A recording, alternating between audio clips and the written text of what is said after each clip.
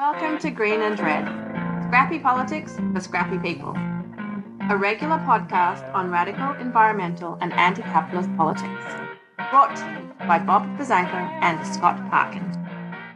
Welcome to the silky smooth sounds of the Green and Red podcast. Bob and Scott coming at you with Scrappy Sunday, another Scrappy Sunday. And I'm Scott Parkin, your co-host in lovely Berkeley, California today. And as always, I am joined by I'm Bob Bazanko, and I'm in the beautiful Trumbull County, Ohio, right now.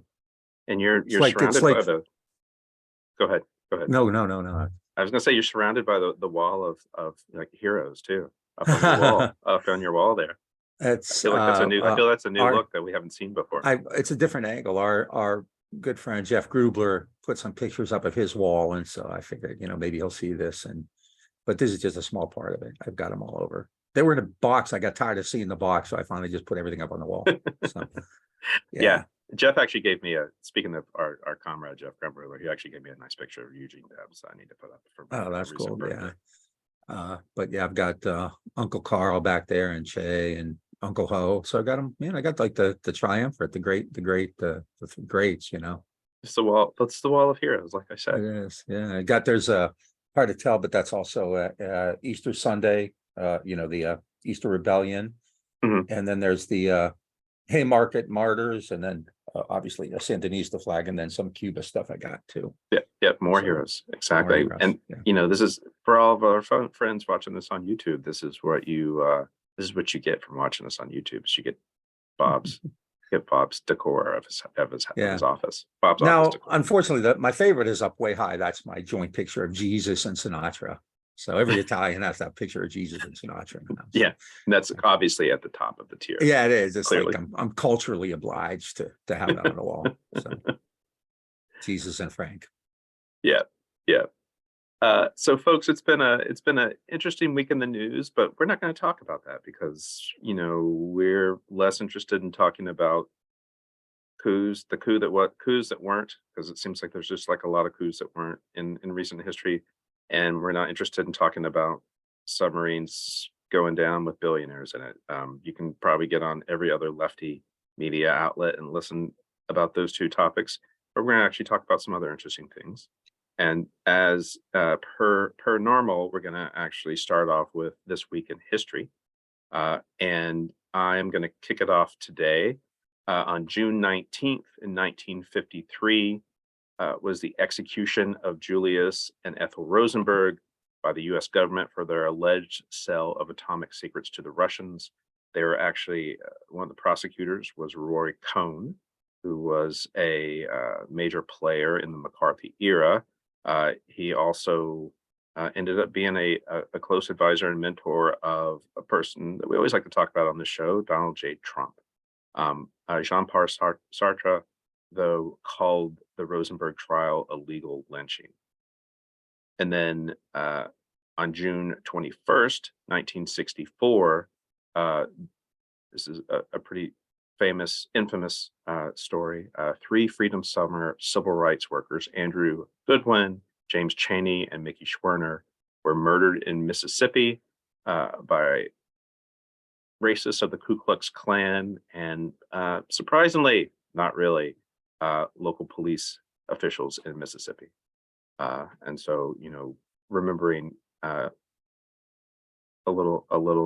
salute to the Rosenbergs and to the civil rights workers from 1964, Freedom Summer 1964. Yeah, I just that was it. Yeah, those two. I have a few here, and then we'll launch off into like a bigger discussion of one. On June 27th, 1905, the Wadleys were established, and I know that's something that means a lot to both of us. The IWW, the Industrial Workers of the World, great anarchist syndicalist union, really powerful legacy. On June 28th, 1969, the famous Stonewall Uprising took place, which has now kind of been commodified. Pride Month and all that kind of stuff, and it's become part of this national part of the culture wars, or whatever you want to call them. But Stonewall is really a really epic event, a really important event in the history of resistance. And on June 30th, 1892, and this we've been talking a lot about this lately, actually, the Homestead Strike took place. We've been talking about Dobbs, we talked about Pullman, all of this stuff is occurring. 1892, Homestead was it was actually a union plant in Pennsylvania that Carnegie bought. Carnegie wanted to break the union. He left the country, put Frick in charge, and a big battle ensued. Frick locked out the workers. He was bringing scabs in on a barge on the river. The strikers started sniping at it. A bunch of people were killed. But ultimately, as we've said how many times, the ruling class has countless strategies and they use them. They got injunctions. They put out blacklists so these guys wouldn't work. They couldn't work, couldn't get jobs after that. And the strike was eventually broken, the famous Homestead Strike. The one we're going to talk about, I think, occurred, and we're actually, the day right now we're taping is June 24th. And so 1 year ago today, 2022, a really horrific Supreme Court decision from, well, I think a bunch of us knew how corrupt the court was, but now it's just out there for the whole world to see. But the Supreme Court got rid of the precedent established in Roe v. Wade, got rid of the concept of reproductive freedom, overturned abortion rights in the Dobbs decision, which has led to, just an incredibly volatile situation right now. And there's a lot of ways to talk about this, but the one thing I kind of want to focus on is just kind of the politics of it, because it kind of speaks, I think, to something we've said a lot about liberals and others. Before, when word was kind of leaked initially a couple months earlier that Dobbs was going to be reversed, liberals and a lot of feminists and a lot of other people, started saying, we're going to become ungovernable and you better not do this. And, and what we've seen since then is there's clearly been a backlash in the sense that was it Kansas and Nebraska? I think certain like red states have actually had referendums on abortion rights, which have kind of passed. The abortion rights issue has passed. The abortion rights position has passed. Polling shows overwhelming support for it. The Pew poll, which came out like a week or two ago, shows that 61% of Americans think it should be legal in all or most cases. Huge advantages, and of course, obviously, among Democrats and independents, it's much higher, over 80%.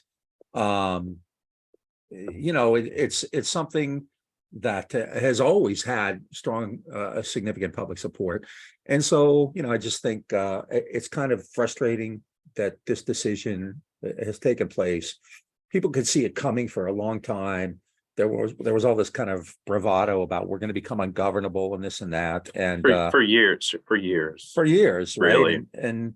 And since then, clearly, I'm glad people are out there doing stuff, and we're seeing kind of underground railroad kind of activities taking place where people are stocking up drugs and trying to, kind of help women get across state lines and things like that.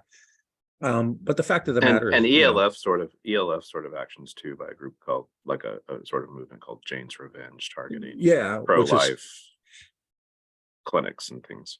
Yeah, there was a great in the 60s, a group in the 60s and early 70s out of Chicago called Jane, which was helping before Roe v. Wade, helping women get access to abortions. And all that stuff's great, and we should support it. But I think right now, kind of as far as the Democrats are concerned, and, for better or worse, you have to deal with them. Essentially, they see abortion rights as a way to raise money, and they're raising a ton of money, and they think it's going to help win an election, which it probably did in 2022. But beyond that, we're not seeing anything. So this is kind of gets back to the same thing we've been speaking about forever, right? Which is, you shouldn't be blustering and bluffing if you're not going to do something. And when you have a position like this, which has overwhelming support, you really ought to ratchet it up. And so I think it's kind of, obviously the Supreme Court is to blame. These crazy people are to blame. The Catholic Church is to blame as much as anybody, right? But there should be significant resistance. This is a huge human rights issue. It's not just a political issue. It's not just a cultural issue. It's a human rights issue. And so it's really frustrating, and I think a little disappointing to see the lack of direct action, the lack of organization on this particular issue in the last year. And let's face it, this Supreme Court's not going anywhere. They have 6 solid votes on this issue, or well, maybe it was 5. I don't know. I can't remember what. I think Roberts had a different opinion on this.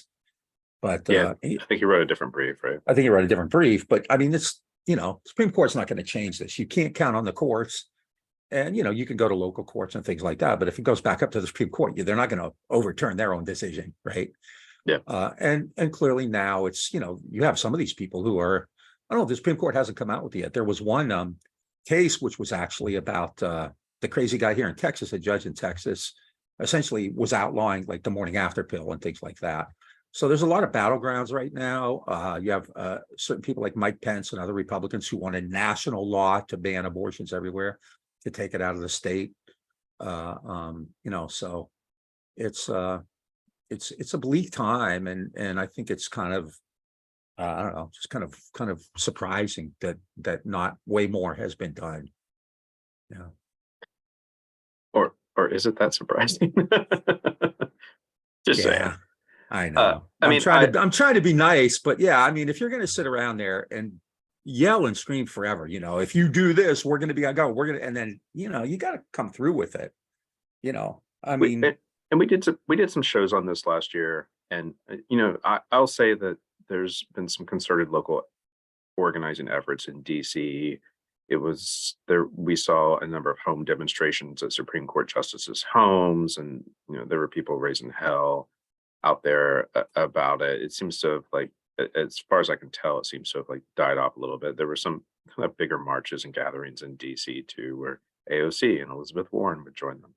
But as far as being ungovernable, some sort of like mass disruption on this issue, we're not really seeing it. I think there is something to be said that maybe the 2022 election was influenced by Dobbs. And so I don't want to take that away. But as far as like mass action goes, we haven't really seen it. And also really a lot of solidarity and respect to people doing underground vandalism and arson against some of these right-wing anti-life or anti-choice fuckers. And also the development of I'm sure we're seeing the redevelopment. This is a little bit more underground of an underground railroad to support women who want this. And we had a show on that actually also with Candace Berndt last year in Texas. But the sort of where the Democratic Party, the hashtag resistance, this is one of the key pillars of the hashtag resistance, are the Trump years, right? And yet we've, where are they? Yeah, and that's the point that they're going to brunch or whatever. I don't know. Yeah, I mean, there are people out there doing good work, and we always like uplift them and salute them. And so a lot of this is really, it's about kind of, obviously the Democratic Party.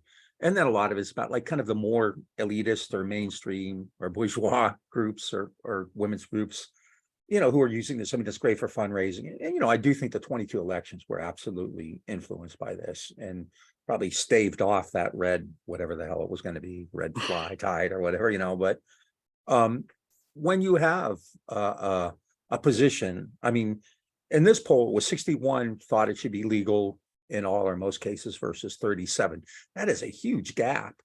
And so, and Biden always says there's nothing I can do. And, and the problem there is you have, I mean, Trump and Bush and others never hesitated to use executive actions to just do stuff, just to ram shit through or ignore the law, I mean, how many times has the GOP just ignored laws and court cases? I'm in Ohio right now. In 1990, I think the state Supreme Court said that the educational funding system here in Ohio was illegal. Nothing's been done over 30 years. They just ignored it. The Ohio GOP just has ignored it.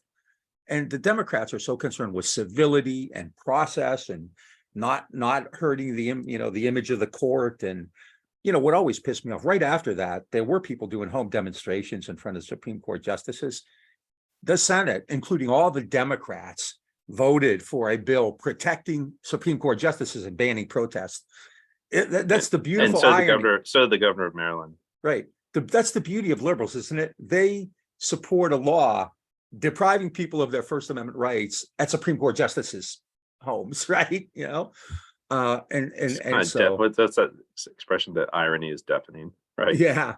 And even before that, if you look at the statements made by Pelosi and Obama and Biden, abortion was just never a big deal to them. It was during the election. It was a way to get money. It was a way to get people fired up. But It's an important issue for so many. It's about, obviously it's about, like, who's going to control your body, but it's really about women's role in society. It's about jobs. It's about class. With Yeah, Roe v. absolutely. Wade made it possible for women to get careers, to become lawyers and doctors and professionals, and have more income and get more educated. So it's more than just like pregnancy. It's about, like, kind of your role in society. And there's no other law like that where the state comes in and bans a private, well, they're doing it now with LGBTQ people, right? But I mean, the states doesn't come in and say, you're not allowed to get a vasectomy, right? The state doesn't say, we're not going to let you do plastic surgery, or anything like that, right? So, and this one really is on the kind of mainstream liberals and Democrats. They've shown their true colors, which are kind of yellow, right? Chicken, and it's really unfortunate. And so, in this past year, some of the stuff has been inspiring. It's great to see, like, in places like Kansas and Nebraska, which are really red states, people have voted to maintain, in Nebraska, it was like, it's still limited, but it would have been even worse. And then I think you have cases coming out of, like, Montana or a couple other, like, really red states. So, but I mean, so they much more passed can the be they done. passed the 6-week abortion ban in South Carolina, but I think it was actually a fight through a number of South Carolina Republicans to get there. Yeah, And it's pushing back there. I mean, I can't think of a redder place that I've yeah, been in my life. yeah. But I mean, if you look at a map, and I saw one the other day, I wish I'd saved it, of abortion laws since 2022, since Dobbs, and it's pretty sobering. It's pretty depressing, Yeah, like in yeah. Texas, which is just horrific. So, I mean, clearly there's I mean, it's a war on women, and it's especially a war on the poor, like everything else, right? Hmm. It's, because you're still gonna, a lot of people are still gonna have access to abortions no matter where they live. They're gonna be able to get into go to another state, or go to California, go to New York, go to Massachusetts, whatever. But poor people, and I forget, like 60 some clinics have shut down, and these aren't just clinics who do it, but these are women's health clinics, right? So, and that's the part, that's really, I think, sobering. It's that there has been stuff done, but it's kind of going through the process. It's slow, it's deliberative, which I understand, but a lot more needs to be done. And if you're going to brag we're ungovernable, then, you're gonna have to put down the mimosa, and, or maybe throw the mimosa at, the senator using the restaurant or something. I don't know, but It'd be nice to see a little bit more of that. We were seeing a little. I feel like during the Trump years we were seeing more of that, especially Yeah. the last year. But now it's back to where it's all complacency Yeah. is set in again. Well, yeah, well, the Democrats will take care of it, right? And for years, this was the problem. For years, the Supreme Court will take care of it, right? And you can't rely on the courts for something like that, for a fundamental right like that, especially now. I mean, the Supreme Court, I mean, there's a lot of young people on it. So, I mean, it's not going to change. The composition of the court's not going to change for a while. No. They lost the Merrick Gelding seat, and I'm not sure we'd be better off, but man, you'd be hard pressed to find, like, a more ineffective attorney general. So maybe it'd be better if you've been on the court, but it's pretty bad. These people don't want to fight. And this is, I think, the bigger issue. You don't want to fight. You don't want to, really kind of get scrappy. And that's the whole point of this, right? You need more scrappiness. We believe in, like, America needs to become more scrappy. Right? And ungovernable. Yeah. Make America scrappy again. Masa. Yeah, yeah, exactly. It's like that, but people think we're making tamales, right? So yeah, exactly. Speaking of ungovernable, I'm going to segue to the next thing. Yeah, no, I'm just saying it's been a year. Hopefully things ramp up, because it's an important issue for so many different reasons. So yep. Yes. We a bit of a theme today is around this ungovernability thing. It's one of my favorite sayings. Voting, their elections will still be ungovernable after their elections or whatever. That, no, I just messed that up. But anyway, what's that shirt you sent me? That you can't vote fascism away. The time has come to disobey, or something like that. Yeah, something like that. You sent me a shirt last year. Yeah. We gift hats and shirts to each other a lot on the Green Red podcast. But speaking of ungovernable, we have done episodes on things like this, and we touch on things like this, but maybe we'll do this a little bit more regularly. But I just kind of want to touch on some of what I call the global uprisings and people who are actually being ungovernable. I was going to throw out a couple of recent instances of that. One is in Argentina, which is, I probably mispronounced that, which is like far northwest Argentina, which is the area that borders Bolivia and Chile. On June 15th, that's province. The province's constituent convention approved a reform of the provincial constitution that limits the rights of citizens to protest and gives the state the power to recognize community possession of indigenous lands. This is in response to a lot of resistance that's been going on there to sort of far right government. The governor's name is Gerardo Morales, and he has been attacking the province's working class and indigenous communities. This includes like teachers. This includes cuts to teachers' wages and other anti-democratic reforms to regional constitutions. The province is also a center of lithium extraction for multinational companies, which backs Morales. And despite being a resource-rich region, it has some of the lowest wages in all of Argentina. Also, Argentina currently is in the midst of a crisis of inflation, and there's a lot of external debt owed to the International Monetary Fund that is used to impose the economic agenda of the U.S. With the complicity of Argentina's ruling parties. And so in reaction to these new regulations, indigenous farmers and workers have blocked highways, which is actually a pretty common tactic that we're seeing that we see in Argentina and other parts of Latin America over the years, demanding the resignation of Morales. Thousands have been protesting. Police have attacked protesters.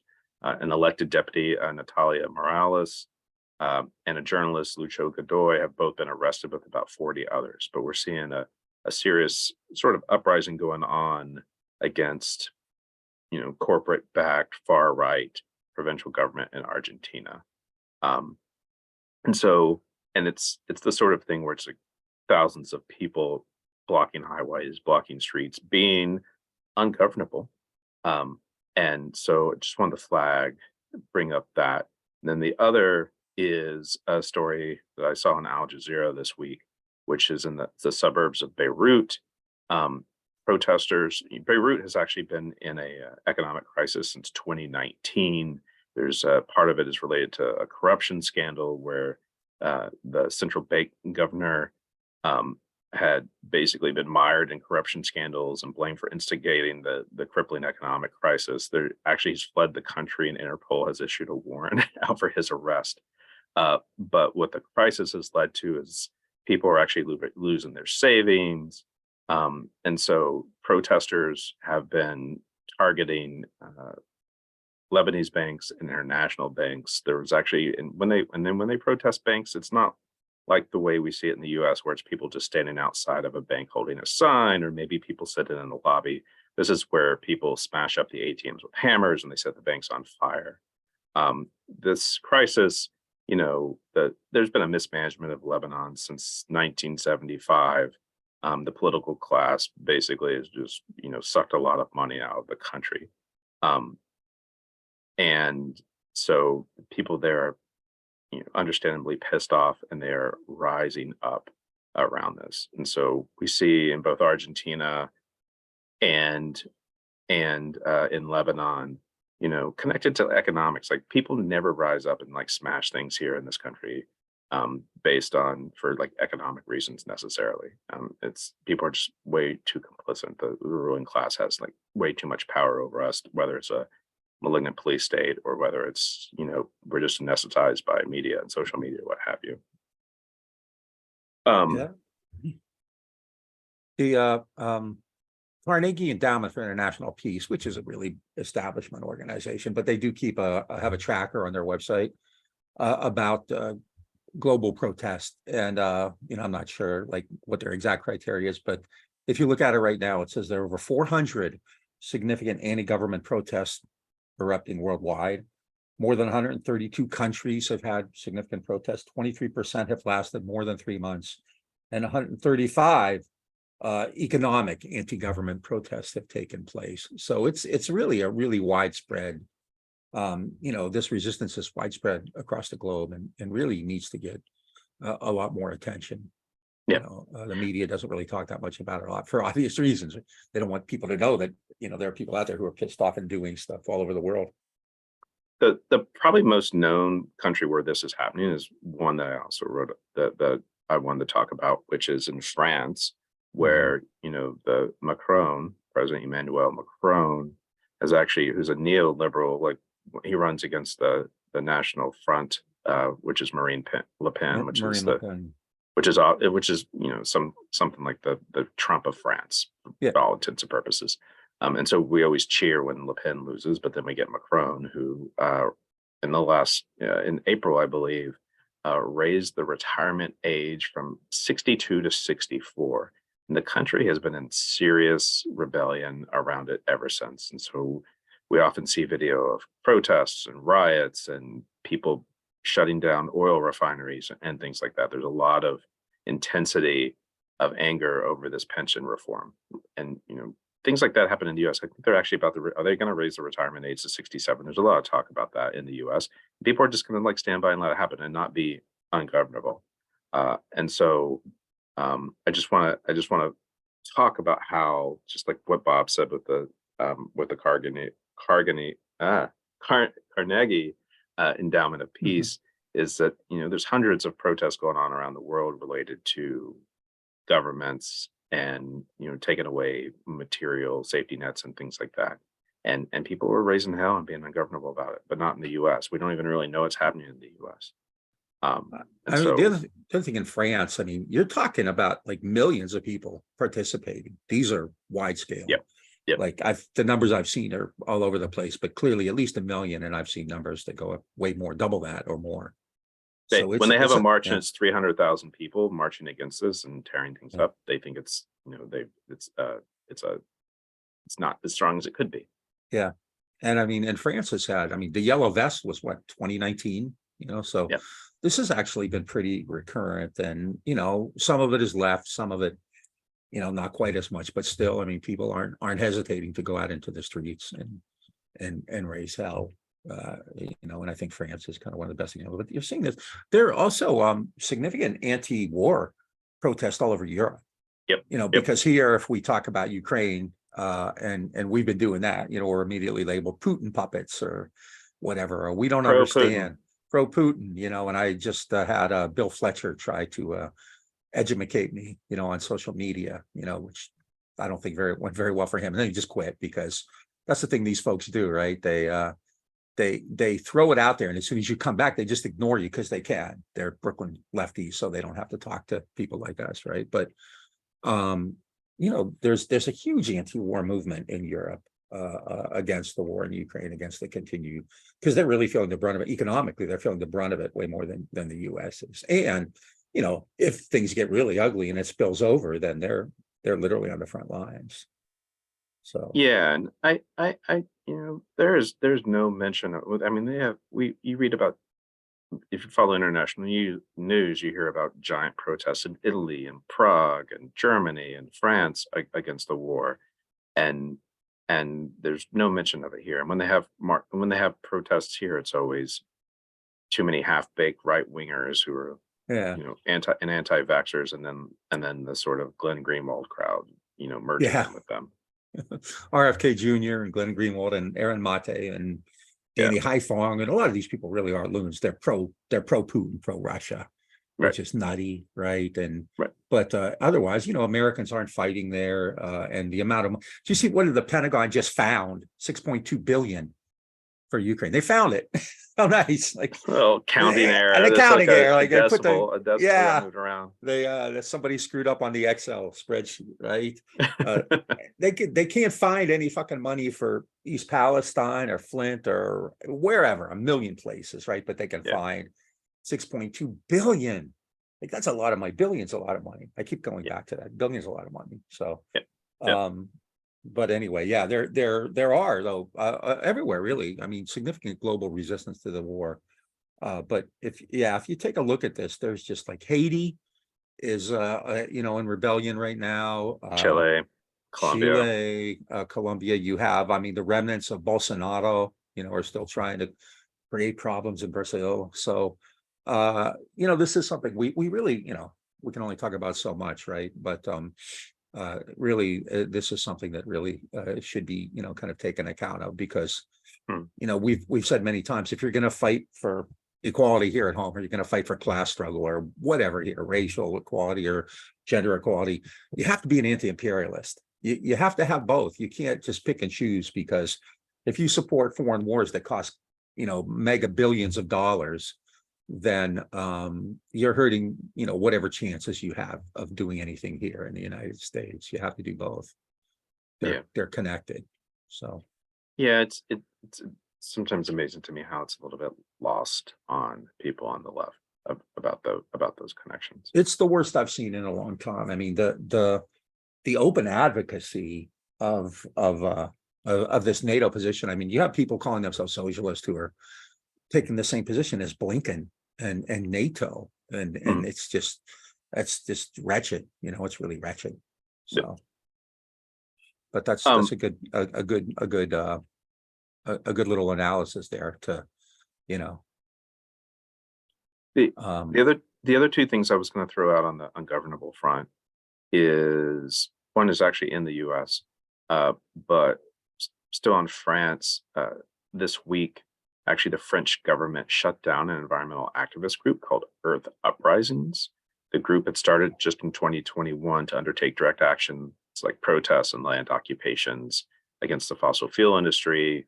In March, they had a demonstration at a giant reservoir called Saint-Solin in Western France, where they clashed with police and 30 officers were actually injured and 2 activists were left in coma. And so the government has seriously targeted this group and has shut it down. And so when we're talking about people being ungovernable, we're also talking about how the police state is going to, or the state is going to respond to that. And that's what they've done with Earth Uprising in France. And then the other one is in Atlanta, which we've talked about multiple times on this show, and with guests and with each other. But there's been some actually good news to come out of Atlanta this week, at least in a sense. The director of the Georgia Bureau of Investigation, Mike Register, who actually instigated a different GWOT, the Georgia War on Terror against Cop City protesters, has left his job and become the public safety officer of Cop City, which opponents are saying he's actually been demoted. He had actually hoped to get some lucrative lobbyist job, or maybe a job with a Department of Homeland Security or something, but he's actually had to go back to actually being the public safety officer in Cobb County. And he was a Brian Kemp appointee, and an equal scumbag. He's the one who basically, it was his cops who murdered, tortured Gita and then tried to cover it up. And then the other interesting thing that happened is that the DeKalb County District Attorney, who is holding a number of the domestic terror cases, has said that they are no longer going to be prosecuting those protesters on domestic terror charges. Now, the Georgia State Attorney General, Chris Carr, has said that the state of Georgia will be prosecuting them because DeKalb County won't. There's a whole lot of interesting things going on in Georgia around this. They've actually created a commission where the state of Georgia, which is run by Republicans, conservative Republicans, are trying to rein in Democratic DAs all over the state. That's a little bit of the conflict that's going on here. And then Chris Carr is just like a scumbag, Republican politician. He was actually out of the Federalist Society. He was chief of staff for right-wing Senator Johnny Isakson. He worked for the Koch brothers at one point. And so he has decided to make. He's shooting to be the next governor, I'm sure, after Kemp steps down. So anyway, there's good news coming out of Atlanta, but then also we see that the right in Georgia is also not going to let this go. So Yeah, I mean, the resistance has been pretty persistent.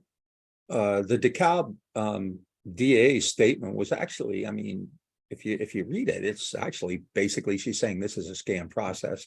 She said she was troubled by, the way that the arrest took place. She was troubled by the charges.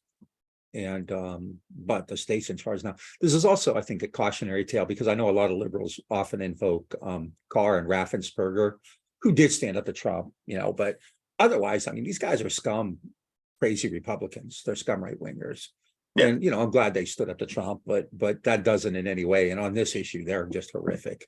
Wasn't there also some kind of our protesters trying to get a referendum, kind of a public referendum on Cop City or something like that, I think. yeah, and there's also where I haven't followed that as closely, but I do know that they have doubled the budget of Cop City, where it was originally the city council had approved 30 million, and now they're saying it's 60 million. They actually had to take it to another vote. They had 14 hours of public commentary, and not one single person who spoke in that 14 hours spoke in favor of Cop City. And Yet they also didn't they turn away like 400 people who were they turned around with hundreds Yeah. of people. Yeah. And then the other part is that the city council still ended up voting to approve the budget for Cop City. Right. Which tells you everything you need to know. I mean, they're so There's also the case of Thomas Jurgens. I do want to throw this out too, who's he works for the Southern Poverty Law Center. He's went to the University of Georgia Law School. So he's local, even though the state tries to say that all the protesters they arrested were out of state. But he was the legal observer for the action that happened at around the same time as the music festival. Also be in charge of domestic terror. DeKalb County also tried to just drop charges on him because he was just, he wasn't participating. He was just being a legal observer. Yeah. Also, Chris Carr is not letting that one go either. They're going to continue to go after Thomas Jurgens as well. the I can't remember the DA's name, but she specifically pointed that one out, that she Sherry said that was- Boston. Sherry Boston. She specifically said that one was really troubling, So. Yeah. I mean, these are all politically motivated charges. And so, who knows how this is going to play out, but the state of Georgia definitely sees blood in the water because they've murdered somebody and they're trying to get away with it. That's what part of this is anyway. They are so far, Yeah, that's true. Yeah. That's true. And I think it also goes back to the summer of 2020, when there was this kind of national outrage over what was happening, with police. People are finally kind of after George Floyd. And immediately, instead of riding that, the Democratic Party and liberals like Biden and others immediately jumped in and said, no, we like the cops. We're gonna fund them even more. 54% people support burning down a police precinct, and the Democrats saying, no, we can't talk about that, and so even when you have people on your side, you go, and I've never understood, like, it doesn't matter what Democrats do, they're never going to get the cop vote. They're just not, too many cops are like, what's the great rage against some of those who are in forces are also those who wear crosses, burn crosses, right? It's just, there's a lot of white supremacists and Klansmen and Proud Boys and Oath there's a lot of MAGA. There's a lot of MAGA and cops. That police scare me more than any other force. Well, maybe Elon Musk is worse than them, but it's close, right? Yeah. So it's just a really bad scene, and people were so upset in 2020 over Breonna Taylor, over George Floyd, over Jacob Blake, and seeing that, seeing the cops in Portland just blow people up with pepper spray, or less, flashbangs and less than lethal weapons and all that. And the Democratic Party just threw in the towel and said, oh, no. And I remember one of the more unseemly spectacles was Cory Booker, who I really dislike a lot, shepherding a bill in the Senate offering support for the police that I'm pretty sure was unanimous, 100-0, right? Because the Democrats have to prove that they too support the same people who are out there blowing their supporters away in the streets, right? So, isn't that crazy? Like, the GOP can like openly support white supremacists and Klansmen and and they don't even blink. Whereas the Well, Democrats, they also can openly say defund the FBI. defund the FBI, right? And they can do that no problem, right? And Biden just, They're the most popular figures in the GOP today. Say defund the FBI. Jim Jordan is running a committee to going after the FBI over the weaponization of the federal government. They've somehow managed to make liberals be the defenders of the FBI and the police and all that. Like if the FBI wants to get the Proud Boys, go for it. I have no issue with that, but I'm not going to fucking ever support the FBI.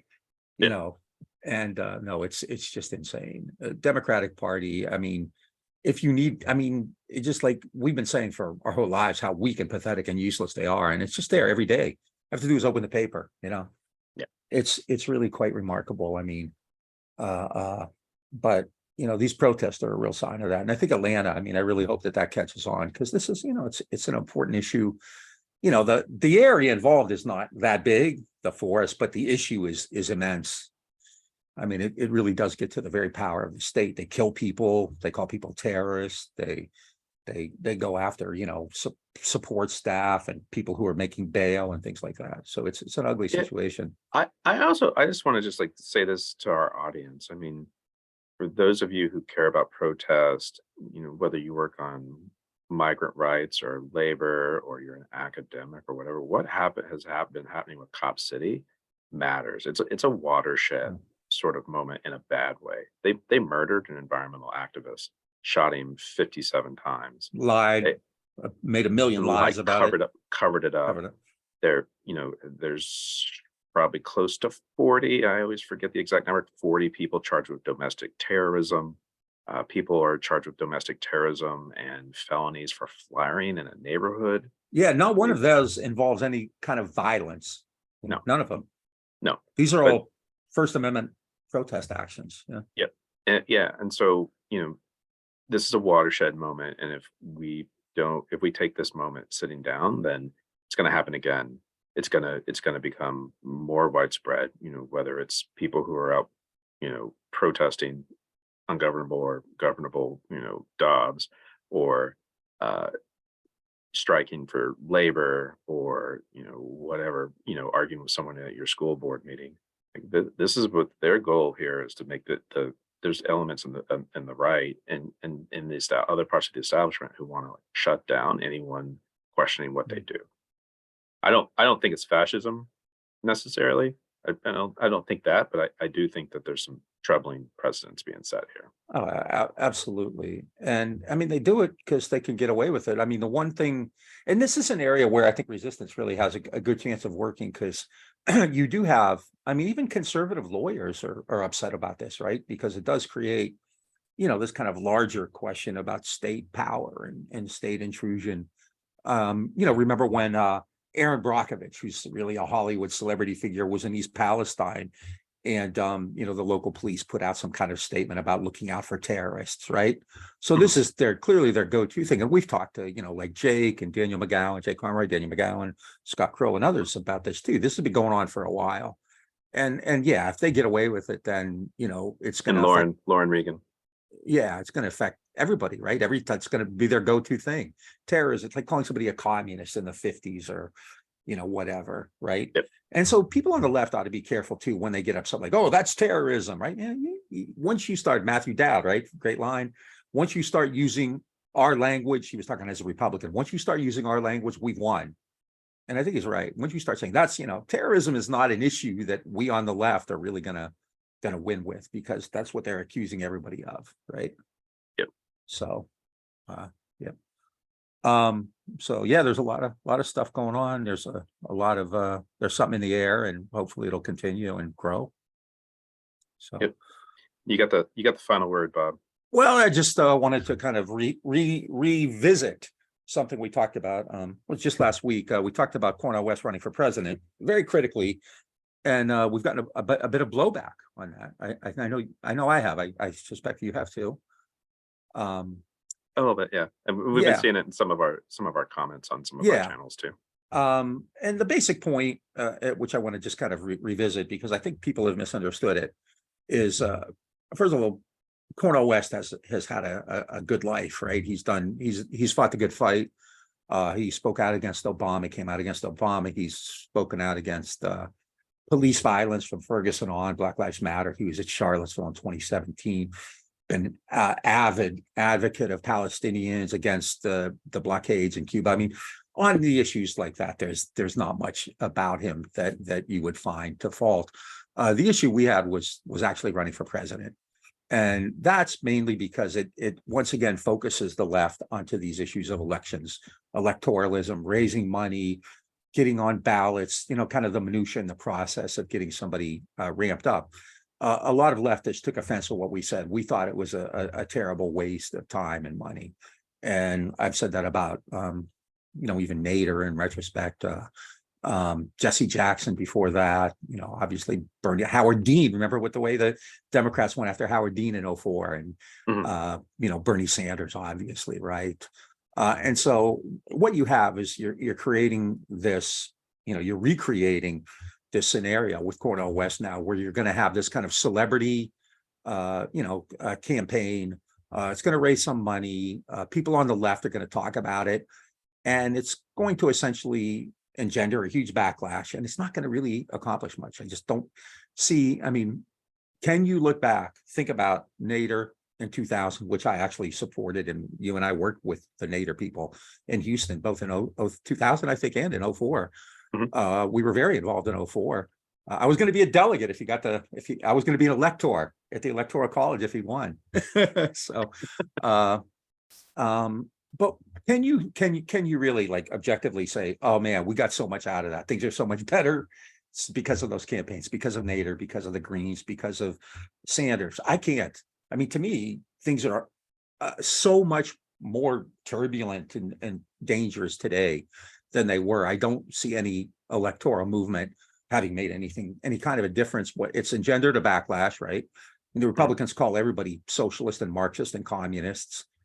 So, that's just their go-to thing. They call Biden and Harris that. It creates the bigger backlash. It distracts people. It sucks oxygen away from people who could be organizing, people who could be doing cop city work, or one, when we talk about Harris and Biden and Hillary Clinton and folks, we're talking about people who 40 years ago or 50 years ago probably would have been would have been more at home in the Republican Party than the Democratic Party. And when we're talking about the Bernie Sanders of the world, we're talking about people who would have been New Deal liberals, 50 years ago. And so if we're going to organize for, leftist socialist candidates running for president, wouldn't it make more sense to be, using those energy and resources on organizing actual socialist campaigns, things like, labor unions, minimum wage, Medicare, like down with Medicare evictions, for all, housing, things along those lines, and then the community, like community organizing campaigns, not electoral campaigns, or and I believe we said this last week, or local campaigns, not the highest office in the land, but let's get people on the school board, let's get people on the city council, let's get and there's a lot of really great efforts that go on to, there's been since 2016, 2018, there's been this great move to get lots of more liberal and progressive DAs elected around the country. And we've seen that happen. We saw that in San Francisco. and then they get impeached. Then they get recalled, right? Yeah. But still, I mean, there's something to be said for some of the local electoral organizing. I'm actually way more an advocate of the local direct action organizing and things along those lines, obviously. But it seems like the sort of celebrity leftist running for president seems to be much more of a suck on extraction and, not extraction, on energy and resources that the left could be using in other places. Yeah. I mean, a local level political campaign makes sense, but there's just, so much out there. You could fight evictions, you could create 15 million people are losing Medicare because COVID is officially over now, right? This year. So 15 million people are going to lose their insurance, right? I mean, create a movement. And, Cornel West is really well known among us, right? But he's not like Ralph Nader. Everybody knew who Ralph Nader was in 2000.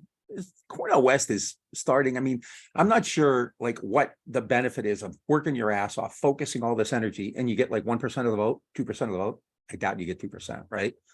And I know a lot of lefties saying, well, he should run against Biden in the primaries. Like, sure, but like, what?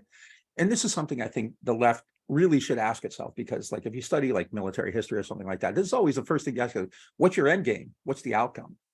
And I think people like, oh yeah, we're going to run Cornel West and we're going to stick it to Biden. Like, first of all, I don't know if you will or not. You know, I don't know that it's going to really have any impact. And if it does, you know, like I don't really give a shit about Biden, but if you're responsible for Biden losing, then you're just going to become apologetic about it, like they did with Nader. We've said this many times, right? Nader should have said, yeah, I beat you and I'll do it again. But instead they're going to say, no, we didn't, blah, blah, blah. And they're going to go back and forth. The media isn't going to talk about the issues Cornel West is raising other than to like attack him as being anti-Semitic for supporting Palestine. What they're going to do is focus all the time on the spectacle. He's hurting Biden. Is he hurt? It's like RFK, right? Although RFK is far more a legitimate candidate, you know, mainstream candidate than Cornel West would ever be. And RFK Jr. is batshit crazy. He's insane.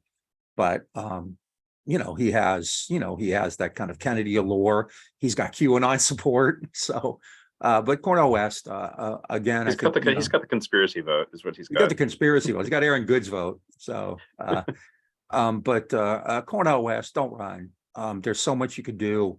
You know, I know people are saying, oh, you don't think people should have a choice? Like, hey, you can have a choice, but I don't, you know, you can vote, you can not vote, you can vote, whatever. But like, what kind of choice is it saying, oh, I'm going to vote for Cornel West? It's great and make you feel good. It's like tweeting out something angry, and then what? And then what? Right.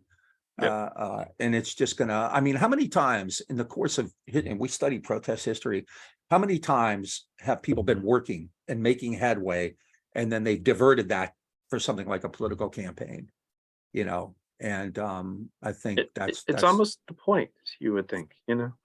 Yep. Yeah. It's a distraction. Yeah. I mean, you know, I don't want to make this a Democratic Republican thing, because I have no love for the Democrats and they're useless, and I don't really give a shit about Biden and Harris, you know. But we spend more time smack talking the Democrats on the show than the Republicans, probably. Yeah, but you know, so I don't, you know, it's not like, oh, you know, Cornel West is going to help Trump get reelected. That's not the issue at all. Cornel West is not helping the left. Presidential campaigns especially do not help the left, and I defy you. I know the DSA people say, but we have 80 people now, DSA people, and that's great, right? But has the country changed? Has the country become more progressive? Have we become more empathetic or understanding or anything like that because of Bernie Sanders' campaign? I don't see it. I think the country has moved to the right in a dramatic fashion in the last decades, long time really, and I don't see any of these left presidential campaigns or these lefty kind of vanity campaigns doing anything to make things better. 2000 did, when people were in 2020 did, when people are even Occupy, right? I mean, when shit happens, it's because people were actually going out there, Occupy or Black Lives Matter, or the summer of 2020. And those had nothing to do with political in fact, political campaigns generally temper those things. Like in 2020, the the presidential campaign really, you know, damaged the street actions. Yeah, you know, Bob, it's almost like where you put all your energy into electoral campaign, it takes you from being ungovernable to governable. Very governable, right? I mean, yeah, you're basically saying that, you know, like just to go with today's theme, just to play along with today's theme. What I want to say is like you spend your whole life talking about it spends itself. You spend your whole life talking about what a horrific system this is and how it's, you know, it cheats poor people and it's angled to help rich people. And you know, you have this great critique, which is spot on, right? And then you say, but we're going to participate in it, right? You know, like, oh, this isn't really a democracy and these elections don't matter and they're all cheating and, you know, they screwed over Bernie Sanders and they did this and they did that. But we're going to run for president this year because it's going to be different this time, right? It would be like somebody who's been like divorced twice looking for a future ex-wife. I'm not talking about anybody in particular here, but you know, this time it's going to be different. I promise you, baby, it's going to be different this time. We're going to eat steak. We're going to go to Disneyland. And you know, it's like, you know, you need to learn. Once you've been bitten a couple of times, I mean, presidential campaigns are not a vehicle for progressive change. They're just not. And especially, it's the stakes are high. Things are not good. There's a lot of shit going on. So don't do it, Cornel. You're welcome to come on. But if you knew Cornel West, you can tell him what we said about him, tell him to join us. And he has a nice rebuttal. We'll have a nice conversation, So Cornel West, if you're out there, we'll even make a donation to your favorite charity. Yep. If which would not be your campaign. But we're also happy to discuss this with you anytime. Well, I'd love to discuss this with you. Yeah. And if you know Oliver Stone, bring him on too. Yeah. Yep. And just because people will be listening to this next week, we have a really, really awesome interview plan with James Risen, who is a two-time Pulitzer winner. Two-time Pulitzer Prize winner. Did some time because of Obama, right? Didn't he didn't do time. Oh, he didn't. Okay. Didn't Obama try to get him on it was like Espionage Act shit, wasn't it? I think so. Yeah. Yeah. And he has a new book out, which we're going to talk about. So I'm looking forward to that. Two-time Pulitzer Prize winning journalist for the New York Times, and then senior national security reporter for The Intercept. Yeah, so we're definitely looking forward to that. I mean, dude, people. I mean, we have Seymour Hersh, and we've had Trevor Aronson and Andy Bacevich, Chomsky, of course. I mean, you come here, you're going to get. We had a good show last week. We talked about humor and Trump, and I mean, we're kicking. We're on a roll. I mean, we're on a hitting streak. We're like the Joe DiMaggios of lefty boutique podcasting. Yep. We set trends is what we do. I don't think it's a coincidence that so many stories come out like a few weeks or months after we talk about them. So I'm taking credit for it. Yeah, we'd love to talk to some of those people too, but not online or not on air. Folks, you've been listening to Scrappy Sunday, and what we hope will be further discussion on how to be ungovernable, whether it's in the US or globally. You've been listening to the scrappy smooth sounds of the Green and Red podcast. That doesn't really fit. You've been listening to the Green and Red podcast. If you like what you hear, check us out on Facebook, Instagram, and Twitter. If you're watching this on YouTube, hit subscribe. If you listen to us on any of the audio platforms, please hit subscribe, give us a rate and review. It helps us with the algorithms. And then also, if you want to make a donation, go to greenredpodcast.org and hit the support button and become a patron. Go to patreon.com/greenredpodcast. And we are happy to be sharing with you all of our thoughts this week. And we want to just remind everyone to misbehave and become fucking ungovernable, really. And we're at that point where that needs to happen. So we'll talk to you again soon. Check you later.